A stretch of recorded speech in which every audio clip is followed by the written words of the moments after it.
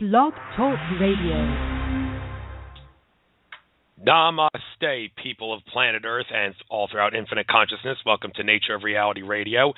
It is October 15th, 2014, the day of a quarter moon for all of you astrology experts. I am your host, Andrew Fisher, broadcasting every Wednesday from the suburbs of Philadelphia, Pennsylvania from 6 to 8 p.m. Eastern. And today we are scheduled to have Fritz Springmeier, who is an Illuminati and New World Order researcher who is well known for his masterpiece books, Be Wise As Serpents and Bloodlines of the Illuminati, the latter of which I did read and have right by my side here to help me use as a guide throughout the show. Fritz is not a conspiracy theorist. He takes facts very seriously when it comes to exposing the malevolent intentions of the Illuminati bloodlines, and that is why in the title I wrote Illuminati Facts Exposed. I did, by the way, get a chance to speak to him at the Philadelphia Free Your Mind conference in April 2013. I don't know if he remembers me. Well, actually, he doesn't. Well, maybe he does. I spoke to him about it when I emailed him back in the day about coming on my show. But before I get him on, we'll have him on at 10 after the hour at the absolute latest. But I'm going to start with the news courtesy of Alex Jones and Company at InfoWars. A lot of Ebola articles, so what else is new? Well, I'm going to give Fritz a chance to talk about that. He wanted to talk about super plagues, as he just told me on Skype, so we'll talk about that among many other things. But the first article here, CDC pushes preparedness for zombies over Ebola. To quote CDC Director Tom Frieden, if you're prepared for a zombie, you're really prepared for an infectious disease. Yes, wasn't there a story not that long ago that InfoWars did about the government preparing for some sort of a zombie attack and doing drills for that? Make that whatever you will, but I don't really know if Ebola can turn people into zombies. Maybe Fritz could elaborate on that perhaps, but it's pretty inauspicious when you have the word zombies and Ebola and also CDC in the same article. Our next article here, Rand Paul says Obama is downplaying the Ebola threat. The senator says authorities are not being honest about transmissibility of virus. And by the way, Alfred Weber, in a recent interview with Peter Kling, did assert that he has seen the evidence to say that Ebola was created in a government lab as a biological weapon, and this form of Ebola is different than other past forms. So I guess there was a little extra tampering going on in this regard. But, of course, Obama's going to downplay the threat. He's a puppet, and this was created by the Illuminati bloodlines to make us sick and put us in fear, and they're taking asinine measures to try to contain the disease. Oh, my God, it makes you want to cry. Ebola makes you cry blood. It's a unpleasant illness, I hear. Next Ebola article. Ebola riots hit Sierra Leone as authorities overwhelmed. The police resort to tear gas after body of Ebola victim left in street for 2 days. Well, it's nice to see the people of Africa are really taking matters into their own hands here. It's all part of a plot to steal Africa's resources as well, not just to make us sick in America, but use the Ebola, spread it throughout Africa, make many of the African people sick, and then after they kill innocent black people, and by the way, doesn't it make you humble to see those Africans in their tribes not having the luxuries we do, no electricity, and having to hunt and gather and do all sorts of craft work and all and building? Doesn't it make you feel really humble to see that they have to go through that in their part of the world, and now people are trying to kill them to exploit Africa for its resources? And by the way, Webster Tarpley did say that America and Africa are, for all practical purposes, in a war with each other over resources in Africa. Doesn't Obama's cousin have a political position in Kenya? I believe he still does. All right, next article. Dow tumbles amidst Ebola outbreak scare. The Ebola figures into stock worries. Yeah, I don't know exactly how much it fell, but the stock market is rigged. Person A and Person B are trading with each other. One person trades a horse for $2,000 to Person B, and Person B trades it back to Person A for $2,020. So how much is the horse worth? Well, it's worth $2,010, people would say, because that's the average of 2000 and 2020. No, dumbasses, the horse is only worth $20. See how the scam works? The people are in on the plot to sell the horse, and the horse, one person sells for $2,000 to make it seem, it must be at least worth that, and then the person who's in on the conspiracy sells it back for $2,020. See why the horse would only be worth $20? Well, many people don't realize this, and even though the Dow tumbles amidst the Ebola scare, you know that they're sick and evil enough to manipulate the market even more. And by the way, Wall Street insider Matt Taibbi in the not-too-distant past, love him, hate him, he always he was really big on exposing Wall Street corruption, but then again, he didn't really want to talk about 9/11, and even said the 9/11 truthers are crazy. Well, it wasn't that long ago when he I don't think he retracted 9/11, but he did say people should have taken these conspiracy theorists a little more seriously.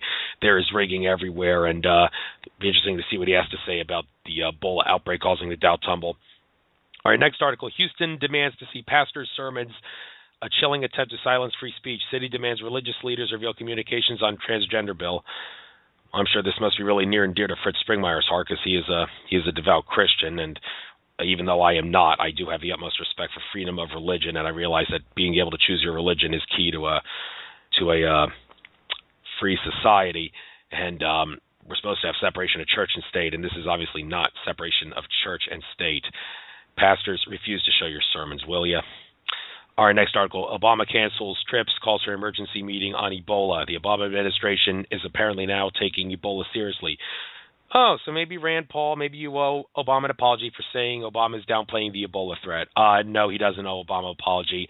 Obama should have called for this emergency meeting a lot sooner than he did now, and well, maybe the public pressure is getting to him, and that's a good thing if that's the case. So, all right, next article. Passengers on flight with Ebola patient might be infected. The CDC attempting to contact all passengers on Frontier Airlines flight. All right, well, this is a relatively highly airborne and highly contagious word I'm looking for, form of Ebola, all the more evidence that it was truly tampered with in labs. And, well, I'm no fan of the TSA because I know it's not for safety. It's to humiliate and control us and make us feel like slaves. But if you're going to try to contain an Ebola threat, it may not be such a bad idea for people that maybe act like TSA agents to make sure that people who have the disease are not going out to the rest of the world and making us sick, but you know that the government that is opening the borders up and letting people in to screw over the American people and their economy on the Mexican border, if they're going to do that, they're probably not going to ask the TSA or, for that matter, anybody in government to take this Ebola threat seriously and try to contain it. Well, hopefully our guardian angels and spirit guides will contain the Ebola threat and help us fight through this. All right, one last article before I get Springmeier on. Alexa caught targeting conservative websites. Is Amazon-owned company purposely sabotaging sites which carry headlines contradictory to administration talking points?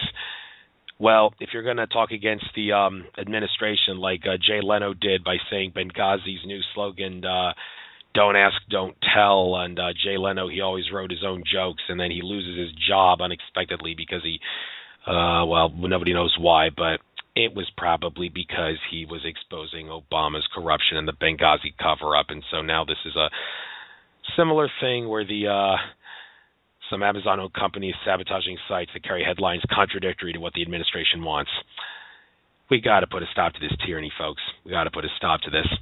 All right, I see there are some people in the chat room. I will try to speak with you every so often, but without further ado, just going to drink water here. All right, I'm going to let Fritz Springmeier on. I believe this is him, area code 503. Area code 503, Fritz Springmeier, is that you? This is me, Andrew. Hello. How you doing? Well, let's let bygones be bygones and forget about those other problems in the past. It's not worth talking about. So let's get right to it. I'm going to start off by letting you talk about what you wanted to talk about, being concerned about the super plagues and the economy crash. Start with that, but after you finish that, I already would like to start off with what I wanted you to talk about. You did spend some time in jail, and apparently it was because you were doing things that the power elites did not want you doing, so they put you in jail to silence you. I'm assuming that was the case. I know that happens. Just ask John Nicholson, who was on my show in the not-too-distant past, but that's my first question for you. So talk about the super plagues and the economy crash, and then after that, talking about your experience being in jail and why they did that to you. Okay, we've got a number of things we can cover here. Fine. Well, let's see. Let's build on what you were talking about. You were talking about how this Ebola is airborne, Now, and as you said, I like to speak about facts, and to be honest, all that we know is what we're being fed, and so we're kind of groping around in the dark for actual substantial facts as we live in this matrix. So, but if this thing is airborne, which a number of people have reported over the years that it is airborne. So the fact that recently there was a source that claimed that the authorities, the Center for Disease Control, CDC, they got together with Homeland Security, and then one of the branches of Homeland Security is the TSA. They've been having meetings where they've been concerned about it being airborne. So if it is actually, in fact, airborne, or if there is some way that they can pull off staging something that looks like it's been airborne, we could be looking at something serious in not only in the United States, but there's a lot of nations that are very vulnerable to something coming out of Africa via travelers. And once it started, a lot of your third world countries don't have anything in place to protect themselves. And this falls in line with the type of things that the Illuminati have been planning, these pandemics. I recently referred to a Rockefeller Foundation white paper, which it was describing scenarios in the future, and they described something that matches, what we're currently having with this Ebola outbreak. And this would be lovely for them because they have been working for a long time at population reduction. And one of the big population reductions that was created historically relates to the area of the world that I was living in. I graduated from high school from Council Grove, Kansas, and just to the north of that is Fort Riley, Kansas. And Fort Riley, a lot of people don't realize that this influenza outbreak that they later called the Spanish influenza, that killed 21 million people, it started at Fort Riley, Kansas in March 1918. That's right after World War II, when people were still recovering from the World War. I said World War II. I meant World War I, the war to end all wars. And then there were subsequent influenza outbreaks. And the interesting thing is those people that look at the genetic makeup of this influenza, it all went back to the original one that came out of Fort Riley. And the next waves of influenza came out of U.S. military bases too. And so the point I'm making is these things are being created, biowar, and can we trust our government? Did they tell us the truth about the Gulf War syndrome? And then they made the soldiers take the anthrax vaccinations, and 51 of their personnel were court-martialed because they refused to take that. Are we looking at taking vaccinations for this Ebola in the future? And if we are, how safe are those? The company that made those anthrax vaccinations, the FDA inspectors, when they came through that company, there was only one company making it, Bioport, and they rejected 3 million doses of that vaccine. So, even if they're not lacing it with something, just the manufacturing processes might be defective. But yet, I'm concerned that, we may be forced, who knows what they're going to force upon us if this Ebola thing gets out of hand. That's that's one of the things is not only the Ebola, but they've got other super plagues lined up behind it. So we're we're looking at some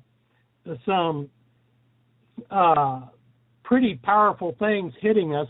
These pandemics, they call them pandemics. That means an epidemic that spreads a long distance, all globally maybe.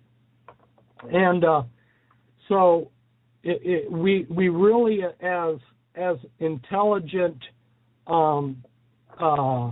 responsible people, need to take a responsibility for boosting up our immune systems and preparing for the kind of things that may be thrown at us. Okay, that was discussing the Ebola. And there's some other things. Crash. Oh yeah, the economy crash was Okay, shall finish that thought. Okay, go into that before I go into my vacation that the feds gave me. Yeah. Okay. Well, one of the things that the Illuminati has been working on very diligently, and like you said, I was following your newscast and enjoying it, how things are rigged as far as prices. If we go back and look at what happened in 2008 before the crash, you saw a temporary pattern there, very similar to what's going on right now. Stock market's in decline, currencies declining, gold and silver temporarily declining, oil and gas prices declining, foreign bond prices declining, all these things declining, and the dollar's temporarily going up, but what are we seeing, We're seeing manipulation by the Federal Reserve. We see investors actually just waiting to see what the Fed's going to do, because the Illuminati was earlier this year in the Bilderberg meeting, and other financial meetings, they have mentioned that the Fed needs to start raising interest rates, and so, of course, the Fed's walking a tightrope. They don't want deflation, and they like inflation, but they're now worried that the Fed's worried that their governors about the dollar getting too strong. But so anyway, at some point in the next few months, we're going to see interest rates go up slightly because of the Fed. But anyway, all of this is kind of smoke and mirrors, because people are getting so hung up on like what you were saying, the nitty-gritty of it all, not realizing that all of this is manipulated.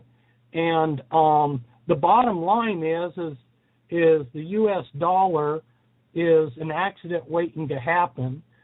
China's economy is also smoke and mirrors, an accident waiting to happen. And the thing that I want to pull out and talk to people about is the heart of the Illuminati is European, right? And the euro is actually, a lot of people don't realize this, the euro is backed. It's getting stronger, and Europe collectively has more gold than China or the United States. Europe is going to come out of this whole economic crash on top. This is all like a big chess game. In fact, that's what the hierarchy, the Illuminati kingpins have told me. We're just playing a big chess game. Well, that's fine from their vantage point, but who are the pieces in this chess game? The pieces in this chess game are real live people. When they take a rook or a castle or a pawn, those are real live people that they're killing. It may be a game to them, but this is, people a lot of times they ask me, well, are these things for real? Well, they're real for us. They may be a game for the string pullers of the world, but for us, when we're living and dying, and these are life or death things, like the stock market, collapsing, which, I've been predicting. And I know people go, oh, well, people have been predicting the crash of the U.S. economy for our whole lifetime, and that's true. When I got into this in the 70s, when I started exposing the world system back in the 70s, people were saying, the banks are going to crash, the economy's going to crash. Well, there would be downturns. There would be things like 2008. There been other economic downturns. But a total collapse where the house of cards just totally collapsed, it never happened. And this is because the United States is the world's reserve currency. The petrodollar, people buy and sell their gas and oil using dollars. Well, that's changing. We've been halfway dethroned from the world's reserve currency. Russia has predicted that by the year 2017, the U.S. dollar will no longer be the world's reserve currency. That's just a couple years from now.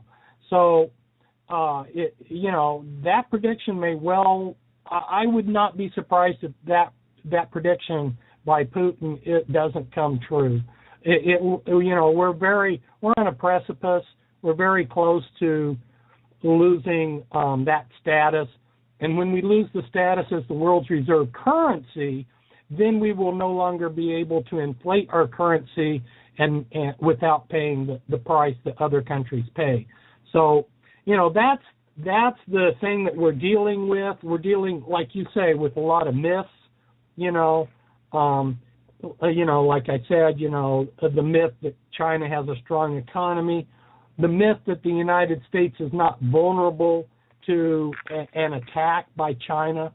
China they've studied in detail how to do a financial attack against us, and they want to. They want to take us down. Russia and China want to take us down as the world reserve currency, and it'd be so easy. Just a few days after the Boston, when they had that false flag marathon bombing, there were a bunch of Islamic hackers that hacked into an Associated Press Twitter account, and then they made this false news story that Obama had been injured in a terrorist attack, and that went out on the Associated Press wires, and the Dow Jones Index immediately started dropping within a short, hours. $136 billion had been wiped out in the stock market. That's how vulnerable we are. We're that vulnerable. Anything could set things tumbling, and but I have been saying that we are especially vulnerable these next few months before this year ends, and I will be really surprised if we make it out of this year without a financial economic crash. So anyway, that's my 2 cents on the dangers that we have in our economy. It's shifting gears here. Yes, I got the I want to say privilege.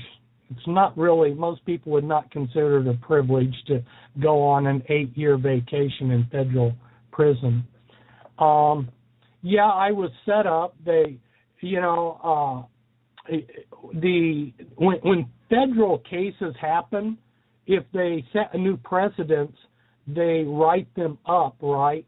And those are published in big law books so that lawyers can go back and see what cases set new precedences. Well, my case set a new precedent. And what was that? In my case, there was no evidence. And so I set a new low standard for how you can convict someone without any evidence. They bribed 3 criminals. One they let out of prison. Another one they gave him immunity from any of the crimes that he had committed. Another one they forgave about 140 years of prison time for him to testify. So these guys were well bribed, and they came in, and you would have thought that they would say something. They actually didn't say anything. If you sat there in court, you'd have gone, they didn't even say anything. But the jury obviously must have thought that if the federal government was going to all this much trouble I must be guilty of something. And the first time they went out, they actually found me not guilty, but the judge told them that they had to find me guilty, and so guess what? They ended up finding me guilty. So it's a very interesting thing. They managed to put me into prison. That should be no surprise to anyone who knows the way our legal system here in the United States works. They could indict a ham sandwich. In fact, just to see if they could, one time they actually did indict a piece of fruit. They were trying to see if the grand jury would go for it, and the grand jury did. They actually, this is true, in real life, they actually indicted a piece of fruit. And that's the level of justice that we have in this nation. And but what the enemy meant for, as a Christian, I can honestly say what the enemy meant for evil, God turned to good. And I was blessed during my time in prison, and I came out and resumed what I was doing.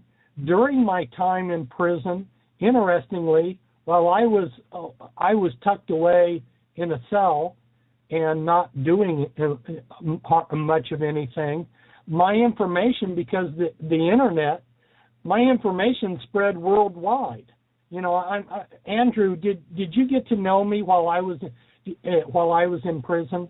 Is that when you came across my information during the early 2000s?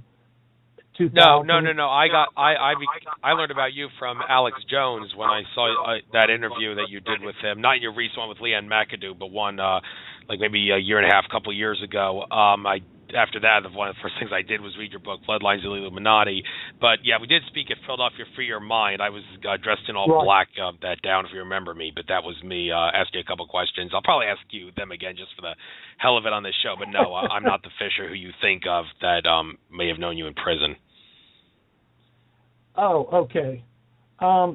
Yeah, we did meet in, and there were many people at the Philadelphia conference, so it was a little hard for me to stay on top of everybody that I met. But yes, we did meet, and I appreciate you introducing yourself, and I will, Lord willing, be at the next Free Your Mind conference that's upcoming this next year. They have invited me back anyway. Yeah, I should be there too. By the way, I do have a caller in the queue, area code 901. Stick around by all means. I'm not going to be taking any calls until about 45 minutes from now. Got some things to discuss. But you folks, you are welcome to call into the show. Ask Fritz questions. If I get a lot of callers, I got to limit it to maybe 4 minutes per caller. But please call in if you want to. The number is 646-478-4747. And, now we're going to start talking about some really important Illuminati stuff.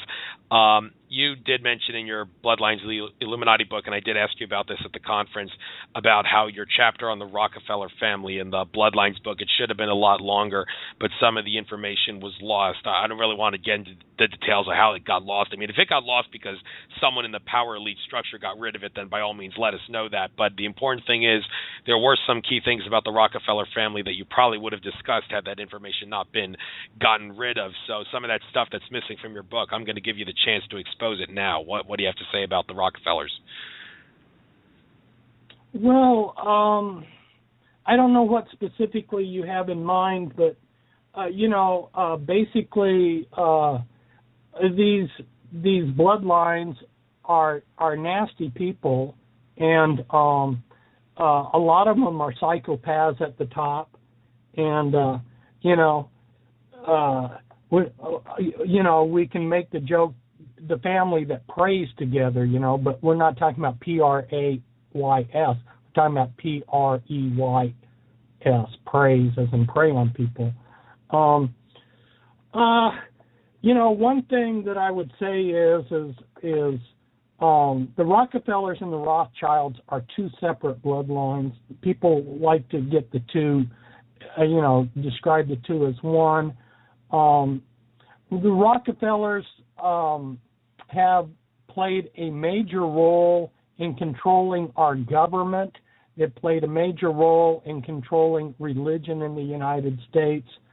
The Union Theological Seminary has been supported by them, and they're working to take Christianity into this global religion, the ecumenical movement, the World Council of Churches. They have been, their bloodline has been involved with, supporting the Council of Foreign Relations, the Brookings Institute, and what they did was they set up the Rockefeller Foundation, and that foundation's played a major role in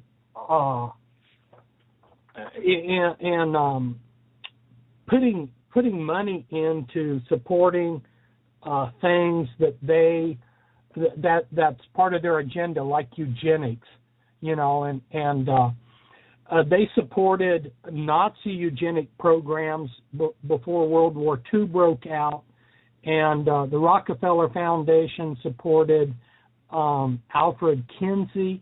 I don't know, maybe some of our listeners know who he was, but he's known widely as an anthropologist who studied human sexuality, but in reality, he was a pervert, a pedophile, and he was into all kinds of weird, kinky sex.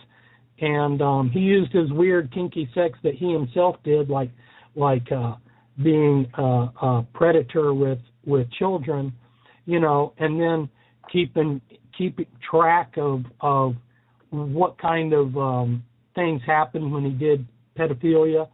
And so, anyway, Kinsey's research was supported financially by the Rockefeller Foundation. They did that two ways. They sent money through the National Research Council, but they also gave them money directly until they got exposed doing that. One of the highlights of this whole battle between us, the people, and the Illuminati was there was a committee called the Carol Reese Committee to investigate the un-American activities of the big foundation. It actually got started in 1952 under Cox, but somehow Cox died. I suspect he was murdered. But anyway, Carol Reese, who was a congressman, he stepped up and kept the investigation going. And so this was a congressional committee in 1954. Anyway, they discovered quite a number of things, and one of them is they discovered that the Rockefeller Foundation was supporting Kinsey in his kinky sexual research. Not only was Kinsey a pervert, but he used a lot of predators, and he would have these sexual abusers sexually abuse a child and keep notes of everything that happened while they were doing it, and then he would use that in his research papers. Anyway, once they exposed that, why the Rockefeller Foundation dropped Kinsey. They dropped financing him. Because but not only were they financing eugenics and destruction of our morals, but they were also financing the Fabian Socialist London School of Economics. And some of our audience probably knows about the Fabian Socialists. Some of them maybe don't. Their logo, wolves in sheep's clothing, says quite a lot right there. But therefore, Fabian Socialism is really, just Illuminati philosophy. The Illuminati program is to take us into a one world government with socialism. And the ideas that the Fabian Socialists massaged are Illuminati ideas. That's what these people are all about, and I discuss that in my Bloodlines of the Illuminati book. In the Astor chapter, I discuss how the Astors were connected with Fabian socialism, Astors being one of the top 13 Illuminati bloodlines. Right. And there is one specific bloodline that I really want to get some time to talk about, the Lee family, because a lot of people don't know a lot about it. It's funny, in your book you actually said, I can't really prove that there are connections with the Illuminati and the Lee family, but it would be a miracle if they weren't, because they're actually a lot more prominent than we're led to believe. And the name Lee, it may be the most popular last name in the world, but this is specifically talking about the Lee family that is almost certainly connected to the Illuminati and controls the affairs of East Asia to a great extent. So we got to talk about that for a little bit. Please discuss this important subject. Okay, well, I got the names of the top families from these people that I was helping bring out of the Illuminati. And it's kind of interesting because, we just got through talking about the Rockefeller family, and I started out my chapter in the Bloodlines book with a picture of David Rockefeller, who's, a kingpin within the Illuminati. When he went to visit Red China, he visited Li Qiang, who, of the Li family. And my sources that were trying to escape the Illuminati, they were telling me about the Li Illuminati family. And, of course, within these bloodlines, not everybody's going to be an Illuminati member. But, it was very obvious that Li Ka-shing, who plays such a role with Red China, as well as Vancouver, British Columbia. He and his sons are so prominent. It's very obvious he was an Illuminati kingpin, and he's a billionaire, and he was the de facto ruler of Hong Kong, and you just look around in East Asia, and you see, like, the president of Singapore was of the Li family. You look at the ruler of Red China, he was Li family. It's pretty obvious that this Li family was important. And so I went through history and showed how they played a role throughout history, how they played a role with the triads, and discussed how Li Ka-shing had this enormous empire that stretches clear over here. He has 50% of Star TV, which was this huge Asian.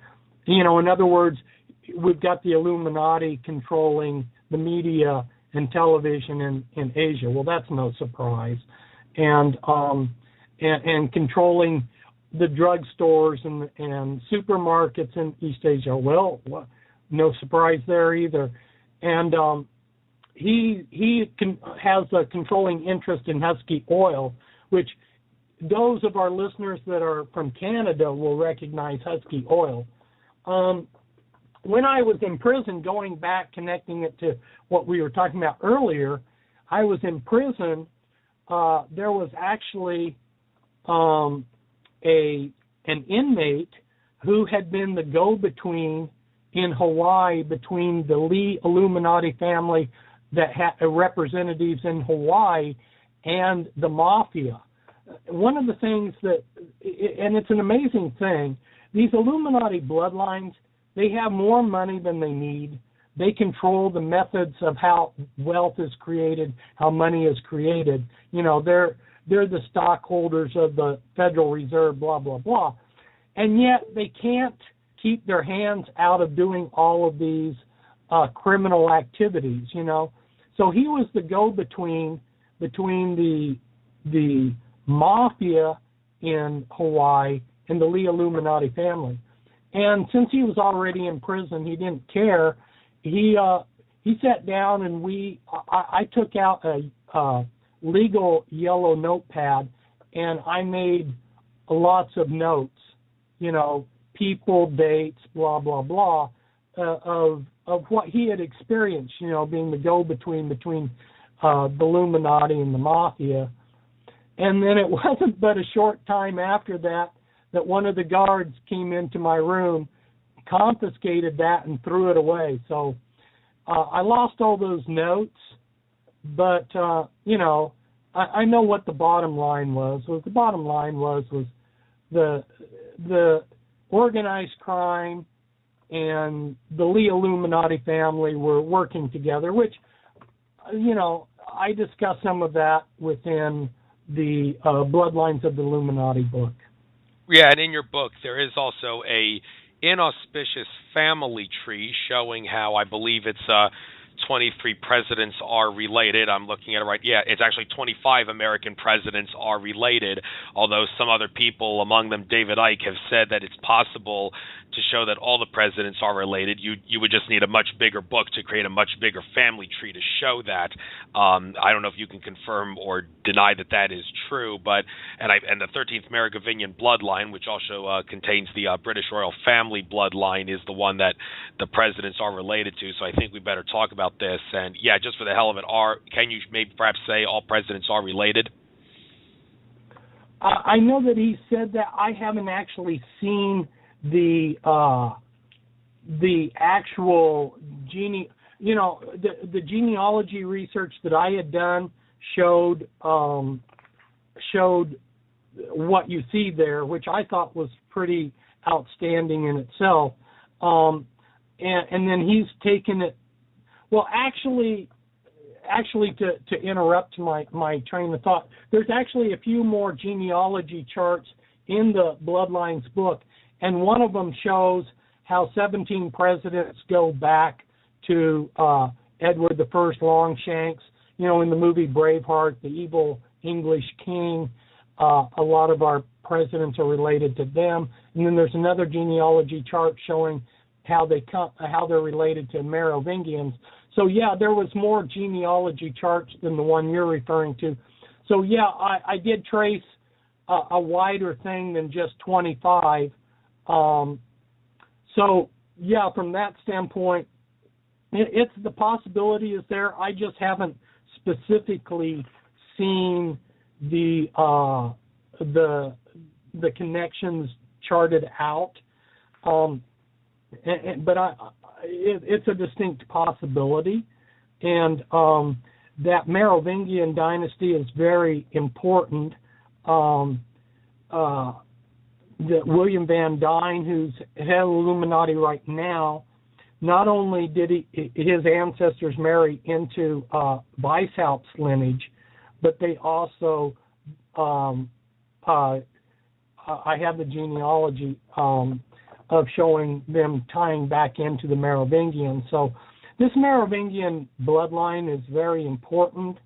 And of course, given a length of time, a bloodline that big is going to bifurcate and be so widespread that it can become really hard to track.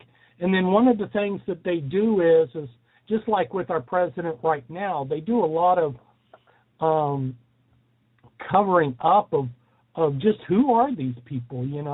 They don't necessarily give us the true facts of who their parents are and what their lineages are, and so there's definitely room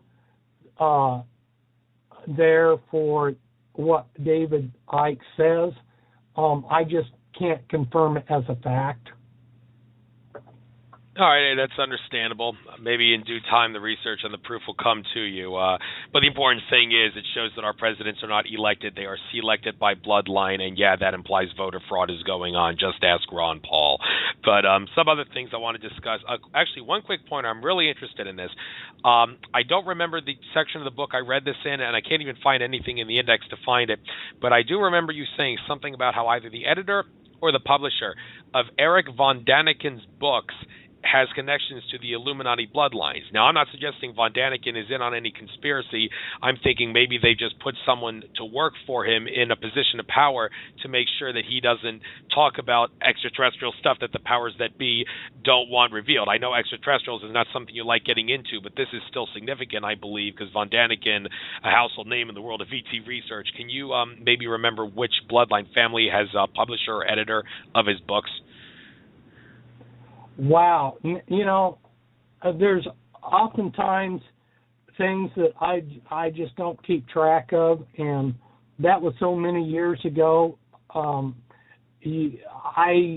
Without going back and looking at things, and I've completely forgotten about that whole subject, so I'm not able to really contribute anything on that.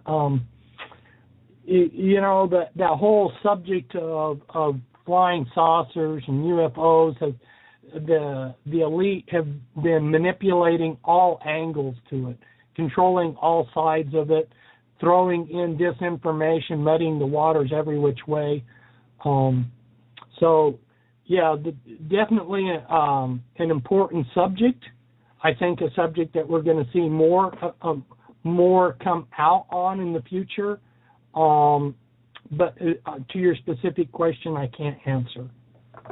It's okay. I don't expect you to remember everything that you wrote in your masterpiece, 800-plus page books. But thanks for trying to answer. Here's a controversial subject. The Founding Fathers' connections to the Illuminati.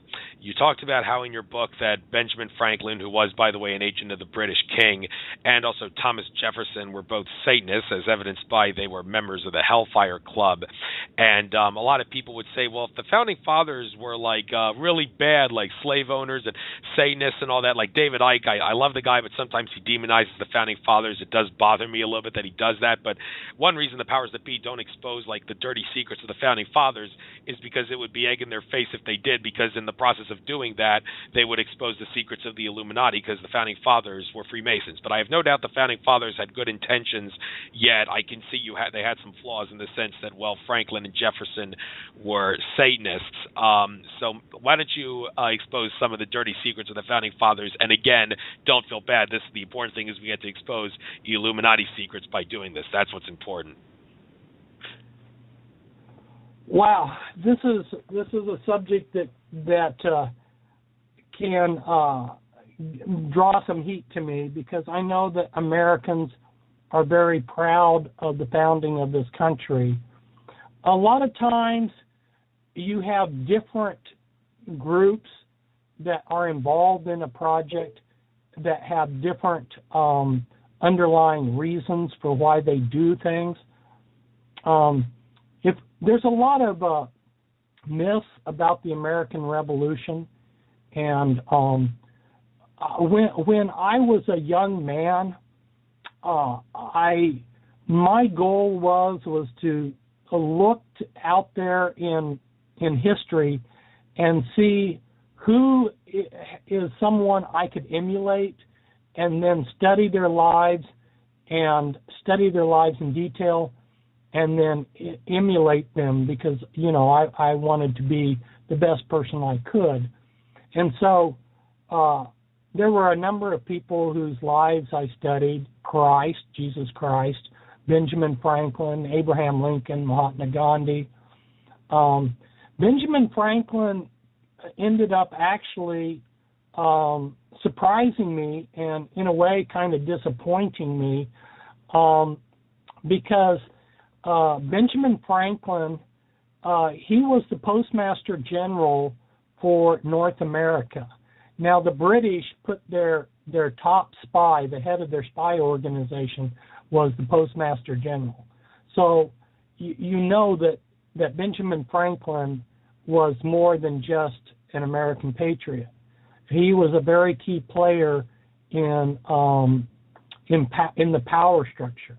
Not only that, but I discovered that he was the highest-ranking Freemason and Rosicrucian in North America. So when all of these people that put together the Declaration of Independence, the Constitution, who were Freemasons, reason why they looked up to him was he was the head of Freemasonry, and he never missed meetings. I had a book by Soxy, which was about the Masonic career. It's a Masonic book where he goes in and discusses Benjamin Franklin's Masonic career, and there were Masonic meetings going on continually, essentially every day of the week. And Benjamin Franklin was never missing any of them. He was a very key player in what Freemasonry was doing in the United States. And then when we start looking at how the American Revolution was created and how the United States won the American Revolution, we see that Freemasonry played a key role in that. Now, the objections that a lot of people throw at me at this point is well, Freemasonry was a Christian organization back then. And that's where, if you look at my Be Wise As Serpents book in the second chapter, I go in and show how Freemasonry, even back then, was occultic. You know, you look at the logos of the United Grand Lodge there in London, and they got demons on their logo, you know, or devils, whatever you want to call it. There was a whole hidden side. Now, if Freemasonry was on the up and up, like what they portray themselves, you know, an organization making good men better, then I would ask this question, because Benjamin Franklin wrote his autobiography as a book to publicize the good side of him. And it was one of the first things I read about Benjamin Franklin, his autobiography. And here's a man who's every day involved in Masonic meetings.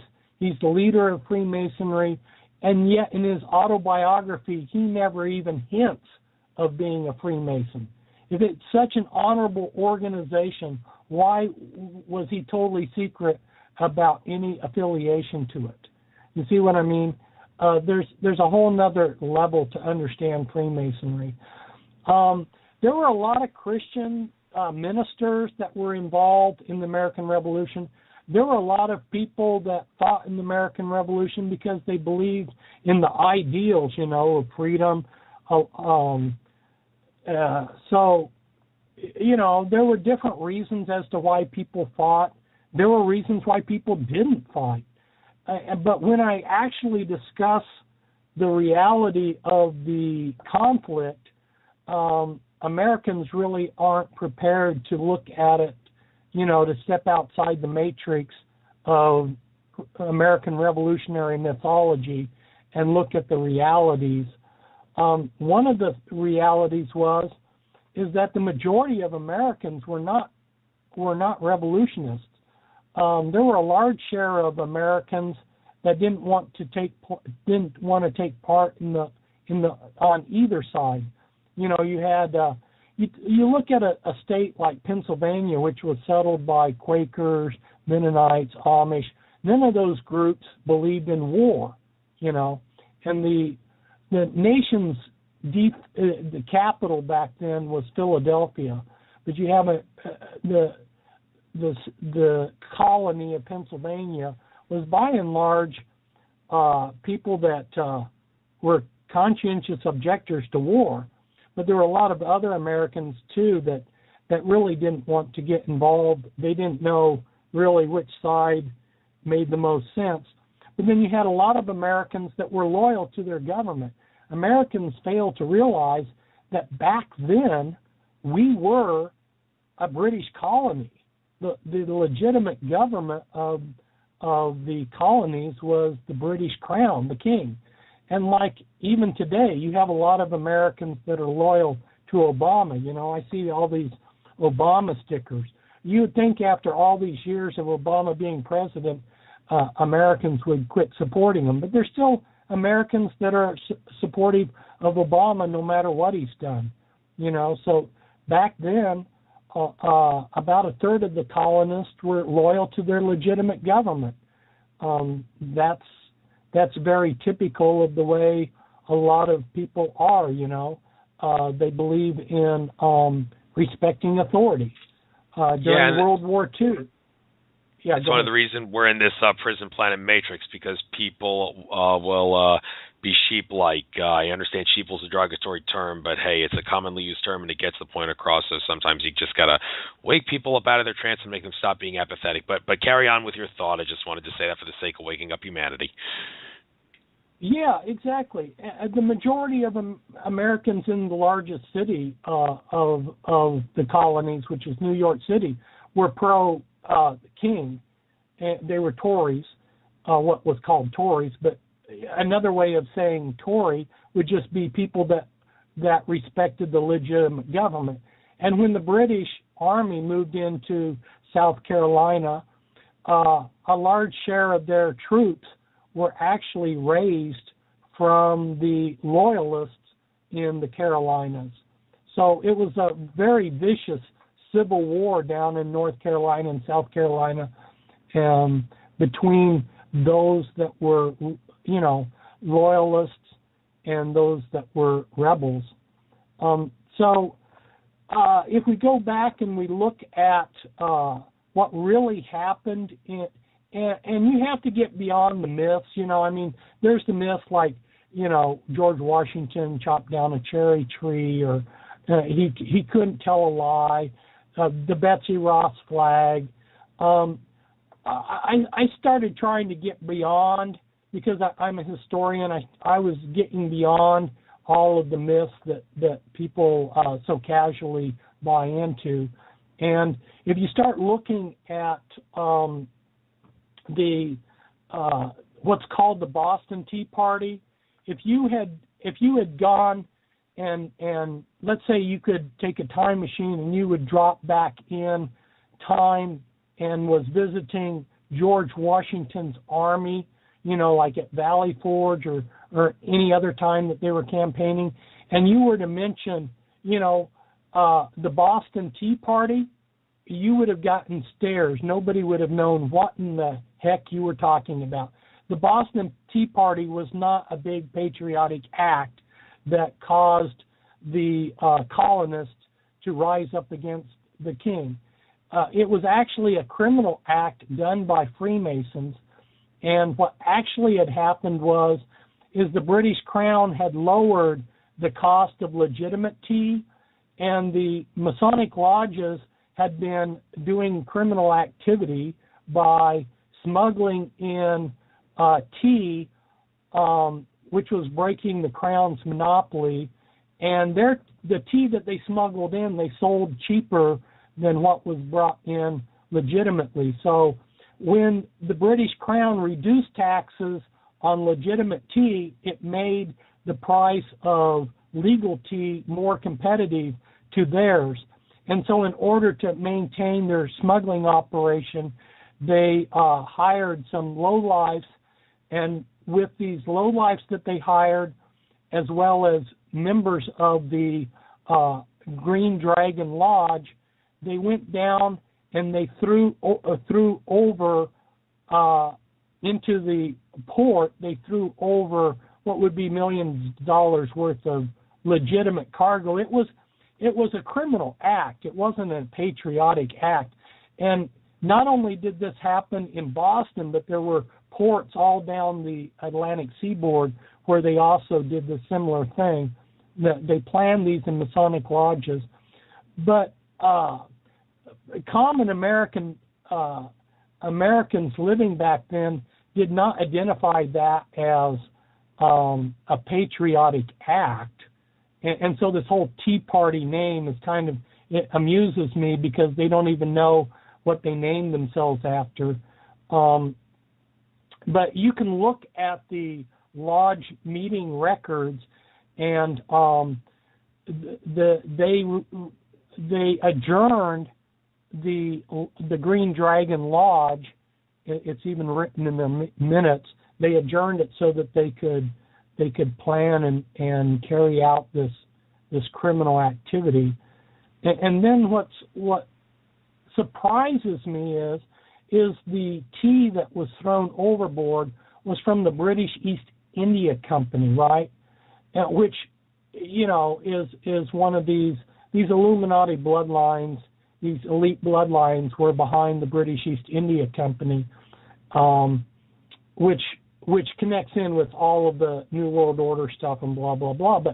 But what's interesting was, and I was in a state of shock when I discovered this. The American flag that we adopted in the American Revolution, the one with the 13 stars and the 13 red and white stripes, that was the British East India Company flag. And they had different variations of it. One variation was just the 13 red and white stripes without the blue corner. But one of the flags that they had for a while exactly matched what they call it. And what I ask is why would the leaders of the American Revolution adopt the flag of the British East India Company? Bizarre. Anyway, it shows that there's a hidden level to all of this. And I know that there are people that really wanted freedom and liberty, and so there's that aspect to it too. But there's a lot of hidden secrecy to the whole thing. Oh, yeah, that is the case. But yeah, I've no doubt the Founding Fathers did care about making everybody free, and a lot of people need to understand that Freemasonry took a turn for the worse when the Bavarian Illuminati, emphasis on Bavarian to symbolize the fact that this is a small faction of the Illuminati, infiltrated the Masons, and George Washington did express grave concern for that, and that's maybe when things took a turn for the worse. And you have to understand also there's so much compartmentalization going on in the Illuminati that even 33rd degree Freemasons like Ben Franklin and Thomas Jefferson would have no idea about the really sinister stuff that's going on above them. So I've no doubt they cared about freedom, and I think they were just pawns in many ways in a plot to turn America from a prison with bars into a prison without bars. But I want to move on to another subject. By the way, I noticed area code 901, took yourself off the calling board there. I didn't say I was going to take calls at 45 after the hour. I said I was going to take them in 45 minutes, which would be in about 13 minutes from now. If you're by any chance listening, you're welcome to call back in. I will take your call. You'll be the first one up. But do want to talk about some things here. You did talk about in your Free Your Mind presentation something I believe about clones and how many of the political and corporate leaders that we see are actually clones. In fact, I do remember a ET contactee named Sunfire say that Henry Kissinger, as a matter of fact, was cloned. I don't know if you know anything about that, but this is an interesting subject to know that a lot of our leaders are actually clones, and maybe they've been hijacked clones in some sense. So tell us about what you know about clones in the Illuminati. Well, anybody that's important is going to have doubles of some kind, and there's even documentation on this, and they can create doubles in a variety of ways. Sometimes they take someone who looks a similar look-alike and through plastic surgery change them. But the ability to clone a person is not hard to do. In my deeper, I think it was the Deeper Insights book. Yeah, the Deeper Insights book. I go step by step. I have an appendix where I go step by step and show you the steps that one would take to clone a person. They have publicly even said that people have been cloned, but going back to Dolly and the sheep and rats and cattle and blah blah. They have been announcing cloning mammals for a long time. The point is whether it's a sheep or a cow that you're cloning, or whether it's a person. They're very similar processes, and there's nothing to prevent them if they want to clone people. And so we have to take into consideration the Illuminati have this huge script. And for a script it's like a play. If you're going to have a play, everybody has backups, right? I mean, the lead actor, what if the lead actor gets sick on opening night? Somebody's going to stand in for him, right? Well, not only that, but there's the need for some of these people, like Obama, he needs to be in 2 different places at one time. Or maybe he wants to be at a satanic ritual, but he needs to be somewhere else, so his clone can be there. So it's a no-brainer to know that they have to have doubles of these people. Otherwise, the program's just not going to, the script is too vulnerable. And then think it through. Why not create clones? That's the best. That's a carbon copy genetically. So they have the means to do it, and they have the desire to do it. So it should be a no-brainer that they're doing it. Anyway, that's enough said. Okay. Thanks for giving your take on that. One more subject before I guess I start taking calls. I see area code 901 is back in. Don't hang up. You'll be the first one up.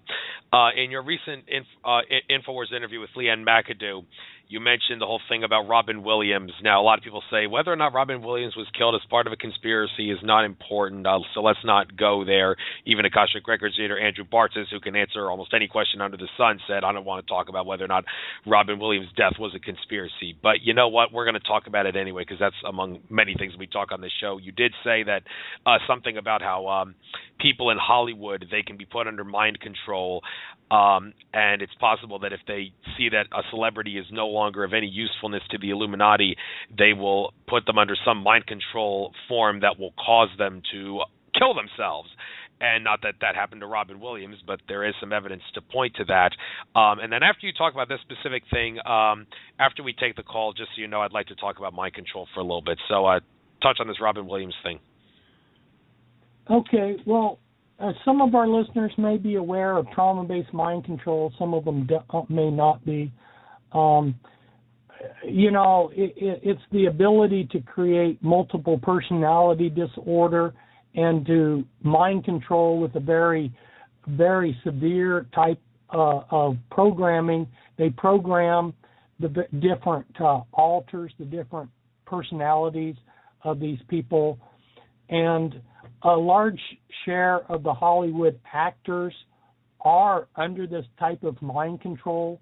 One of the places where they groom such type of mind control victims was the Musketeers. So you see a lot of former Musketeers as movie stars.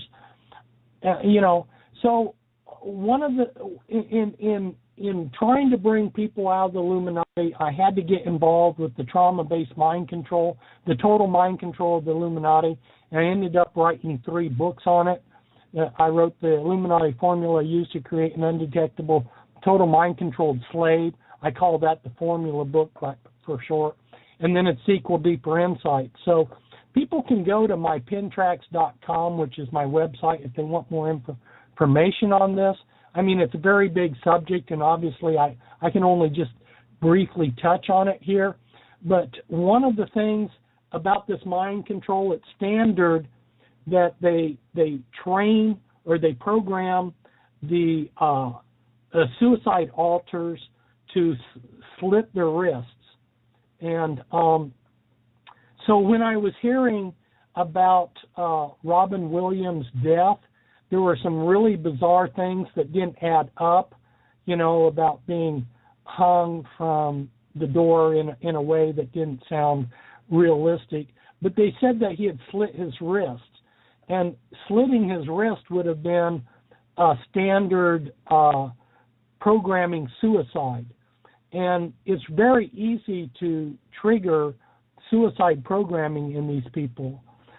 So I can't say, exactly what happened, but, there were different reports like Robin Williams had become a Christian. He was maybe going to expose some things. Who knows? I want to be honest and say I don't know what the final facts are in the thing, but it definitely, to me, looked like the possibility that we were looking at someone who was a programmed trauma-based mind control victim having done tried to slit his wrist when his suicide programming got triggered.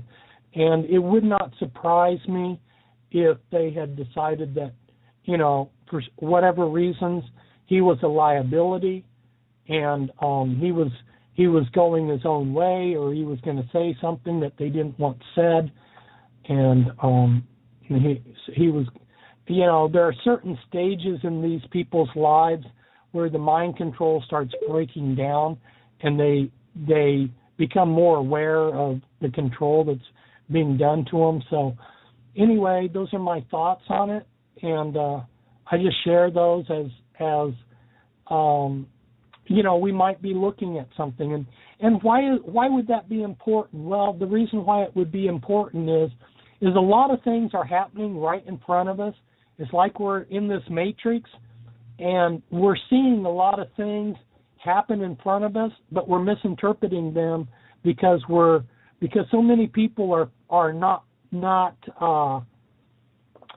thinking for themselves. They're just accepting the explanations of the matrix, But if we can start seeing these patterns, all of a sudden the whole world will open up, and you'll see that all of a sudden, your eyes will be open, and you'll start seeing, it's like the movie They Live, where you put on the glasses and you see what's going on, I'm just trying to help people break free of the matrix. Well, so am I, and that's the reason I'm doing this show. And by the way, don't worry about your difficulties understanding the nature of reality. I can assure you that mine are still greater. To adapt it from Einstein's quote about don't worry about your difficulties in math, I can assure you that mine are still greater. But we'll talk a little bit more about mind control in a little bit. Just wanted to get a quick caller in here. Area code 901. You are on the air. Introduce yourself. What's your name? Where are you from? Hey, Nicholas, Tennessee. Thank you very much for taking my call. You're welcome. Hey, Fritz. I was wondering if anybody in the Illuminati ever talked to you or gave you insight about how they use sports to control and distract true manhood. And I'll hear your answer off the air. Thank you.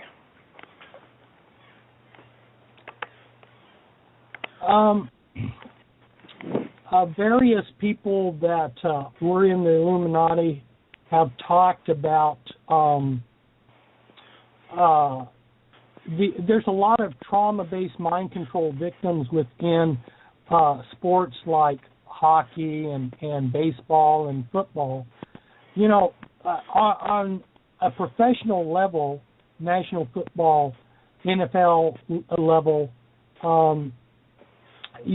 those guys take a lot of punishment, and it really helps if they're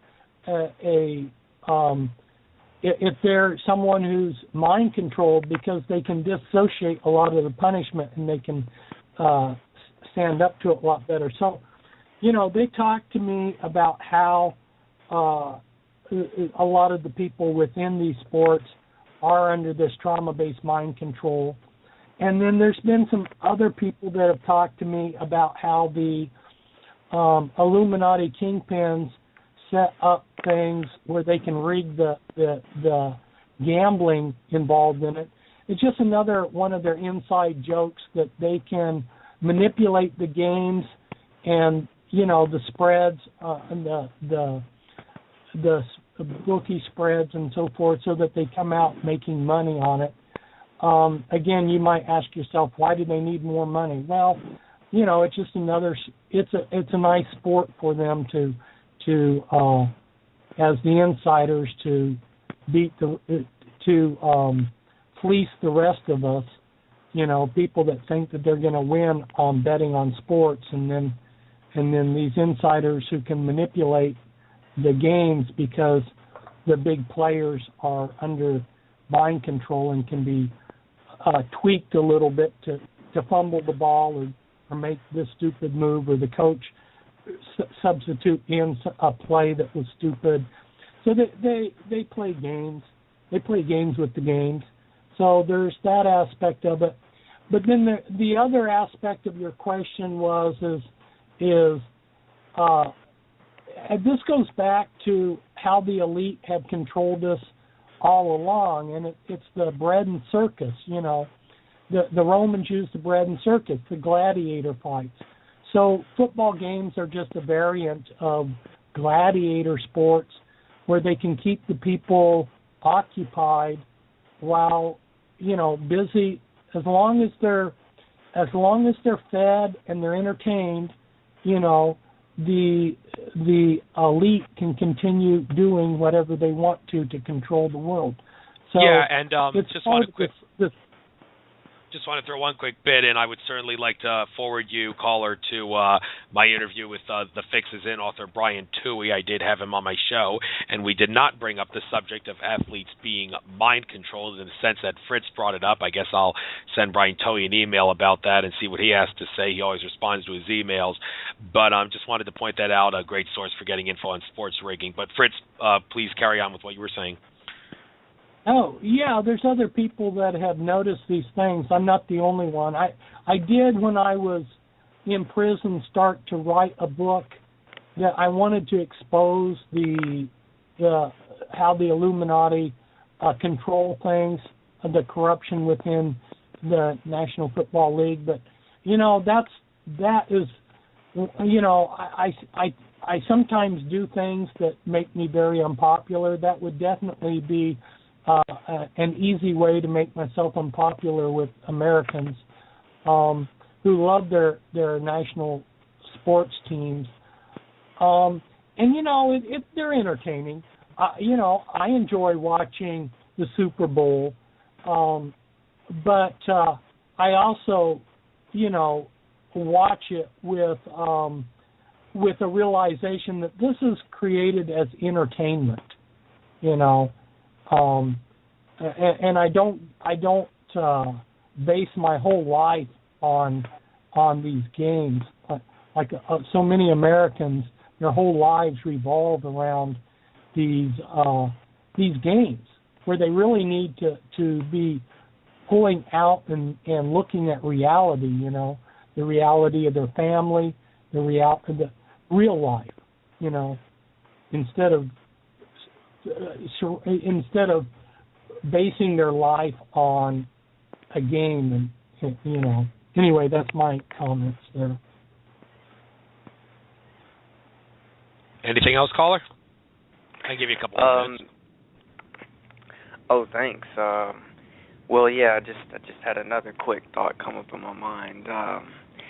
Fritz, have you heard anything about the 3 world wars that supposedly Albert Pike predicted? Because you hear about stuff like the 3 world wars if you do a search engine and on it and stuff. Yes, I've known about that for about 30 years. And a lot of the people that I've come in contact with early on, like in the 1990s, that were trying to get out of Illuminati, who were Illuminati, they discussed the Third World War, and it hasn't happened. And in 2009, at Gstaad, Switzerland, they had a change in leadership. The new generation took over. And a lot of the agenda stayed the same, but some of it changed. And I'm not really expecting a world war to break out in the near future. The possibility of a world war is possibly in the cards, but I'm not expecting it from my take on what's been happening in the hierarchy. The Illuminati hierarchy have a number of cards that they can play, but that doesn't mean that they will necessarily be played. And even though Albert Pike, wrote this, and Albert Pike was like the grand poobah of Freemasonry, and others have also made similar things, it doesn't necessarily mean that the Illuminati won't change their plans. And where it's been so widely exposed that this is one of their plans, maybe they've just decided, you know what, do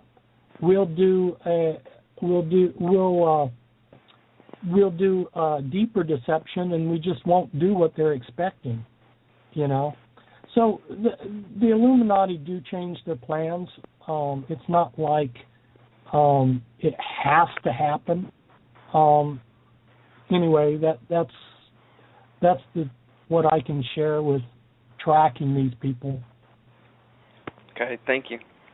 Thanks for calling in, caller. Okay, take care now. Namaste to you. Later. Okay, you too. Well, Fritz, glad to have a caller. Don't get a lot of callers on this show. Doesn't really air at a great time for people to be calling in, like commute and eating dinner and all with the family. But I upload all my shows to YouTube, and I will do this one as well, so all the archive listeners will hear this important information. One thing I want to talk about, I did say mind control. Yeah, they do have the ability, and I did talk about this in my interview with Jay Parker. Traumatize someone at a young age. You can, stick honeycomb spots in their brain in which if some trigger word, keyword, or symbol or phrase is uttered, even a picture is shown to them, the trauma that they received as when they were less than 5 years old will cause them to act in a crazy way, like shoot up a school or something like that, or and many other things. So mind control, and also drugs that can be used to give into people to put them under mind control, like this substance that Alex Jones talked about, blow it in people's faces, and you can make them take money out of a teller machine if you gave them an ATM card and they just tell them to do that, they do it. So tell us about mind control. I'll give you 15 minutes on this. There are a couple of other questions I want to discuss, but you got 15 minutes to discuss this. Okay. This has been going on for a long time, but they have, they brought it to a scientific level. And one of the things that I did in my formula book was I gave like 40 pages of codes. And so once you are familiar with some of the standard programming scripts, which is Alice in Wonderland is one of them, and The Wizard of Oz, you'll see, follow the yellow brick road. You'll hear that a lot of times. Follow the yellow brick road means follow the programming, and you'll see if you read my books and you learn the codes, you'll actually see on television. Now, I don't watch television, but when I have, I'm always surprised by, I see them just, using this stuff, right in front of people, and nobody even catches on to it. They have the beta programming, that's what they call it, that's their term for it, is a sexual program, but they have an assassination programming, which is called delta programming, and you can see the end result of this mind control. There was a movie put out in like 1958, Telephone, a Charles Bronson movie, and in that movie they have this housewife, and she answers the phone, and they just say this little ditty. I've actually been there with mind-controlled slaves when the phone calls came in and heard the programmers say those kind of little ditties. I've actually witnessed this kind of stuff. But anyway, a little nursery rhyme ditty is said to this woman in the movie Telephone, this Charles Bronson, and she goes into another altar, another personality, and she goes to a military base and blows it up. So, this is, and of course in the movie they're blaming this is what the Russians are doing, Well, hey, it's not just the Russians, the Americans have been doing it too, and the British. And so this is what we have going on. So, a lot of these people that are walking into schools, shooting them up, these people are under mind control. Think of the Nichols mine in Lancaster County. This guy, his whole life, he's been a decent person, and all of a sudden one day he flips out and acts differently than he's acted in his entire life. And he goes into an Amish school, wants to rape the kids, ends up killing them. what is this? This is mind control, you know. And so I'm just telling people what's going on. And when I was working with these people under mind control, you know, I was bumping into this in-time programming, the in-time activation codes, you know, all of this stuff to get people to do all of this crazy stuff. You know, it's all in there. They got the codes. You know, I was trying to see if I could diffuse that type of programming. It's really hard to work with the programming because you go in and try to tamper with the programming, and there's backup programs that cause the person to commit suicide if you tamper with the programming. So it's not easy to do.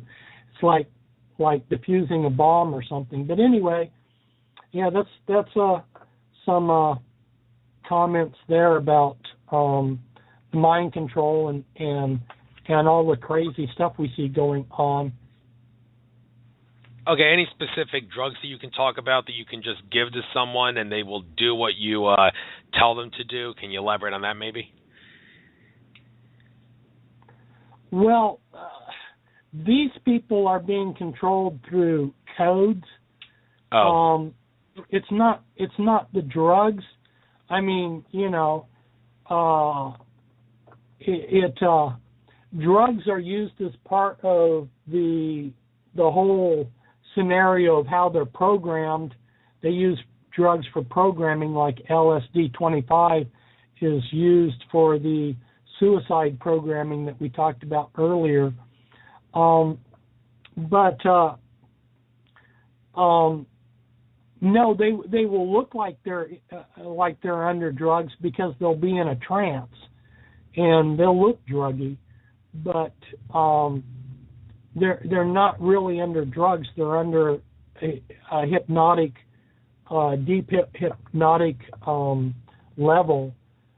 So they're in a trance, but they're not in drugs when they're going and doing this stuff. Okay. You know, that doesn't mean that some of them might not be under drugs. I mean, there's a lot of different possibilities of the way the programmers could work things, but generally these people are just in a trance. Okay, thanks for giving your take on that. By the way, there is a thunderstorm moving in my area. Hopefully the power won't go out.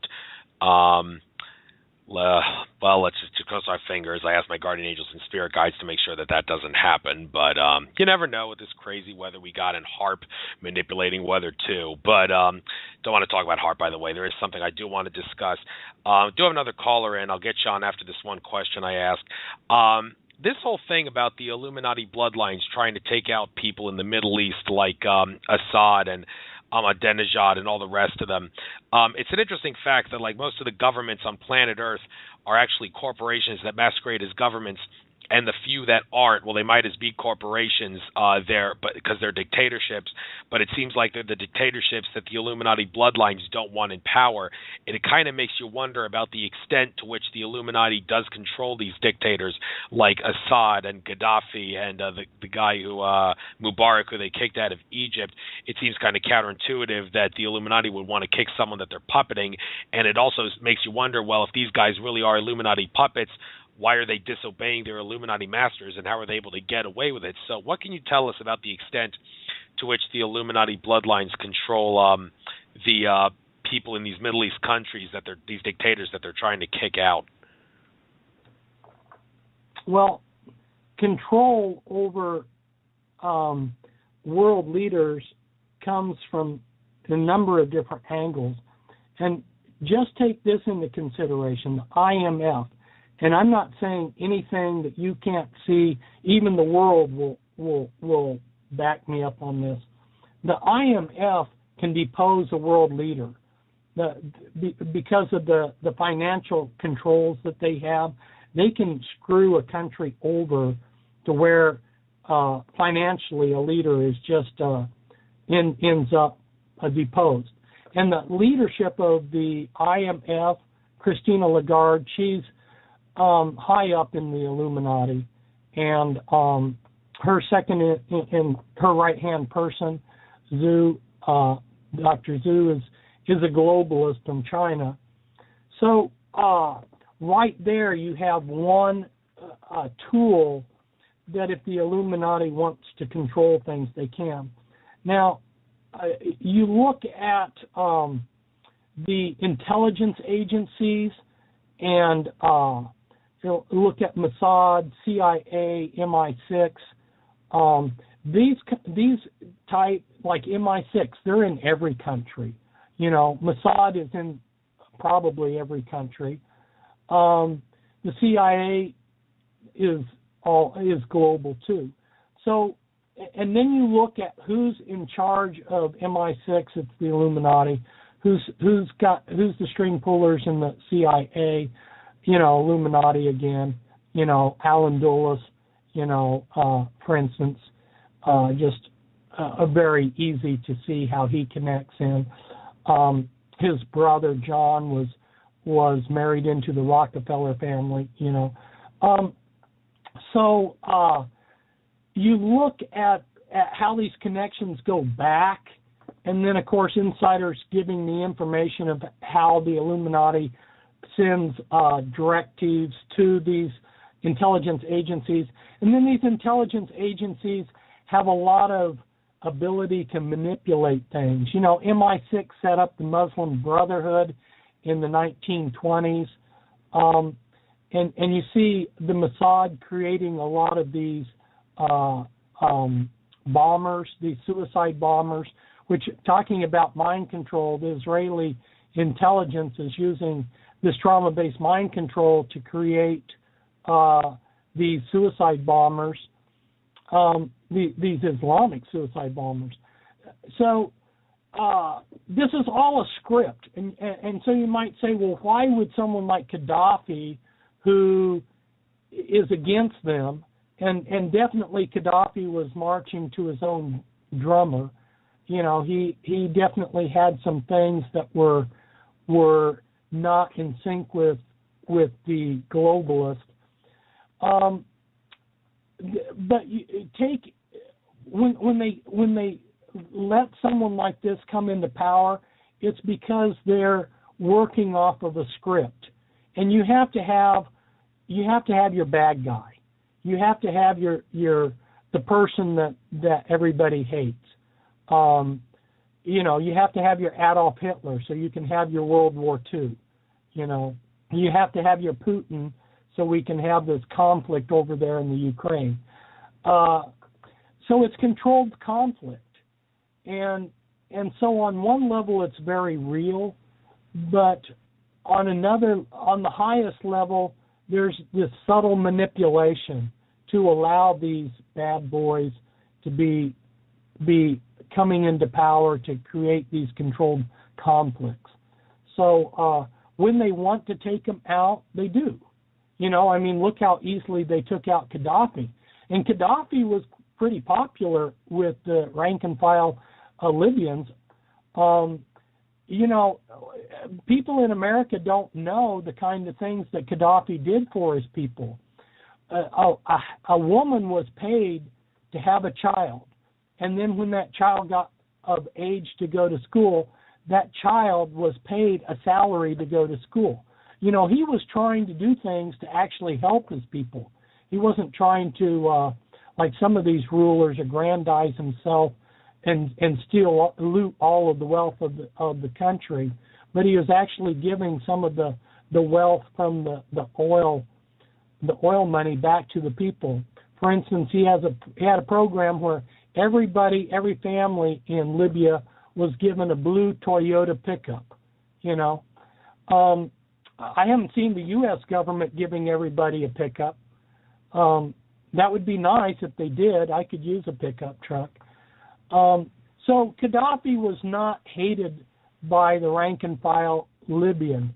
But look how easy it was for them to overthrow him when they decided to. So understand that at the highest level we're following these scripts. And of course, when the play is happening, when the script is happening, we have to have controlled conflict. Yeah, that's right. A lot of the things you said about how the rank and file Libyans like Gaddafi, you could actually say the same about Saddam Hussein in Iraq, but that's a completely different subject. I want to get this caller in here. Area code 347. You are on the air. What's your name? Where are you from? Hey, how you doing? This is Eddie Yanis. I'm in Brooklyn, New York City. How you doing? All right. Should I turn off my computer sound? You probably should, so there's no echo. Yeah, turn your radio off there. Yes. So I just wanted to ask a quick question to Fritz. I'm hearing a lot about the Imam Mahdi, which is the 12th Imam, and some people are saying that Barack Hussein Obama is either, according to like a Dr. Jim Garrow, former CIA operative, they're saying that he might actually be the Imam Mahdi, and I think Alex Jones made a passing reference to it on one of his shows. And it just seems to me that if he's not the Imam Mahdi, maybe he's like which would be like the Jesus Christ for the Muslims, is to unite all the Muslims. And if he's not the Imam Mahdi, maybe he's like the John the Baptist for the Muslims, which in other words, he's preparing the way for the Imam Mahdi. So I was wondering if Fritz Springmeier could speak on this subject, if he knows anything about this. Well, I don't have anything that points to him being the Imam Mahdi. I can say this: all of the myths of the different religions. When I say myths, I'm using that from. I'm not trying to disparage anybody's religious viewpoints. I'm just using a worldly term. The end time beliefs that the Muslims have, that the Christians have, that the Jews have, and the Baha'is and many other religions. These are all well known in detail by the Illuminati, and they are being taken advantage of. And so, the belief that there's this Mahdi savior going to come, they're definitely going to try to take advantage of that for their own agenda. But I don't think that Obama is the Antichrist. I don't think he's in the Mahdi. I don't think he's going to be as prominent as some people are making him out to be. I think that he's just a puppet, and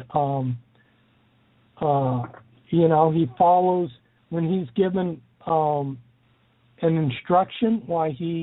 He's very quick at following through on what he's been told to do.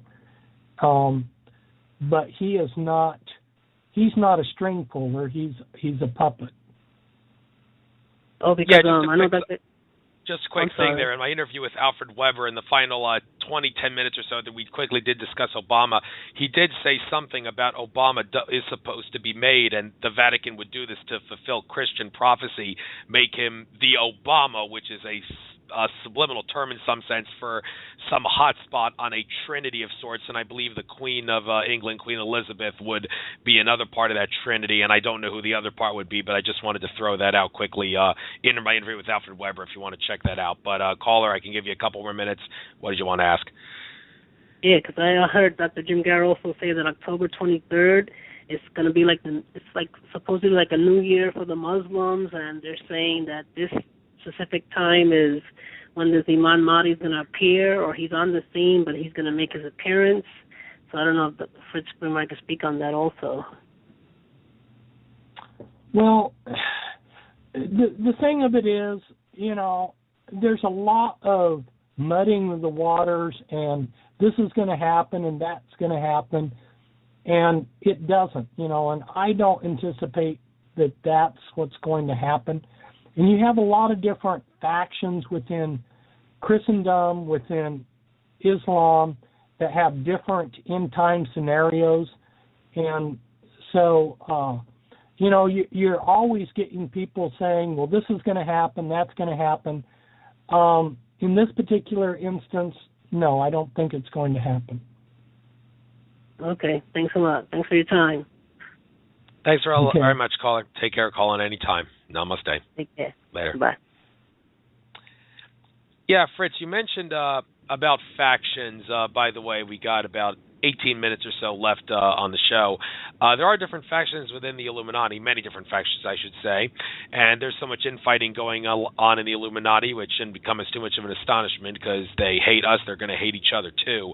But one interesting fact that I've heard from some Illuminati researchers is that it is a misconception to think that the majority of Illuminati bloodlines actually want to exterminate at least 80% of us. It has been said by others, including Akashic Records reader Andrew Bartzis, who is probably my most frequently used source of info on this show because his Akashic skills can answer almost anything, and also George Kavaslis talked about this, that at least 50%, at least half of the Illuminati bloodlines would rather not depopulate the Earth. Instead, they would rather, if they had the chance to do this, microchip all of humanity to take away the free will of humanity, because that's the ultimate purpose of the microchip, to take away free will. It's like if there's anything we should say no to, it's the microchip, if we had one choice of one thing to say no to. But they want to change the free will of humanity for us to use our free will in malevolent ways, and they want to use humanity, after they microchip us, as a cosmic war machine as part of a plot to colonize space and further a galactic empire. Fritz, can you offer any evidence that that is true, that at least half the Illuminati bloodlines want to do that? I'm going to challenge that and say that the top agenda for the Illuminati is population control, population reduction, and lower levels within the Illuminati may have other ideas, but all of the top hierarchy and my interaction with the hierarchy is they have been quite honest and forthright to me. They intend to carry out this genocide. They're not ashamed of it. They think that population reduction is a good thing for the planet. Actually, a large share of the of people in this country who are educated, college-educated people, have come to the same. It's not something I agree with, but you can go to a university library and see book after book by people that aren't even Illuminati that are calling for population reduction and population control. So, no, I would definitely say that all of the people that have any say within the Illuminati are definitely in favor of genocide and population reduction. They have downsized what percentage they want to kill of us. They're not quite as genocidal as they had been. I think that they're going to ease up on the percentages a little, but the genocide is still going to take place. And also, along with that, will be the chip. Already, my sources tell me that 27 million Americans already have the berry chip. And this happened because they had plenty of doctors that were willing to be dirty, and when people were getting surgeries and stuff, they injected the berry chips into patients without their knowledge. There's also, without those doctors doing it secretly, there were 232 doctors that publicly said that they would inject people with the berry chips. So, and then, of course, the military is injecting their personnel. That's standard operating procedure. Texas prisons, standard operating procedure for prisons is all their inmates get injected with the berry chip. So, we're dealing with millions of people already that have been injected with it. I don't trust what they're doing with the vaccines. The vaccines can be used as a way to give us some kind of nano-identifying chips. So definitely. And then, of course, working with people that have been in the mind control. One of the things in the 90s that I was having to deal with was this electronic harassment, where people were getting suits of chips put in them. They were and so what were these implants all about? I was puzzled to begin with. Why were they putting these implants in? And then the people that were receiving, like I had a couple of women that came from Texas, and they were trying to get help for the implants, and they would tell me what they were hearing sounds. The programmers through the implants would talk to them, and they would tell me what they were saying. And then one of the ladies, when she went back to Texas, was actually able to extract her implant that she had in her. But I used to ask myself, why would they play games with these people? Why would they torment them with this electronic harassment? And then it finally came to me, they're creating electronic prisons. Let's say you were somebody who's a dissenter, well, in USSR back in Stalin's day or Khrushchev's day, they would send you to the gulag, But when somebody who's a dissenter of the matrix gets sent to the gulag, it's pretty obvious to everybody else that you're in a matrix. But what a better way to deal with the dissenter than you just put them, you just give them, you just put these implants in them and harass the heck out of them, make them look crazy, and what they drive the person crazy and they make them look crazy, and then any dissenter is transformed into a whiny, crazy nutcase. It's a much better way of dealing with dissenters to the matrix than sending them to the gulag. So that's what we got going on. Okay, and I guess we might as well close this show. I don't know how much time we'll have for other subjects, only about 12 minutes left. We might as well try to finish on this if possible. Some light at the end of a tunnel.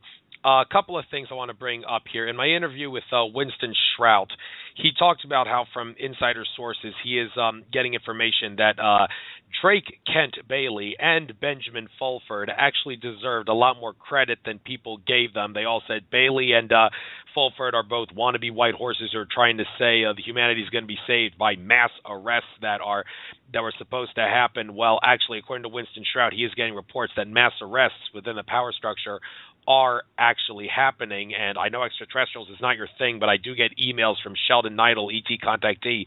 Once a week I read his weekly updates. He talked about how his ET contacts, and by the way, Drake Kent Bailey and Benjamin Fulford said there is extraterrestrial involvement with these mass arrests, that mass arrests are happening within the power structure, and Sheldon Neidl confirms that too. His contacts have told him that.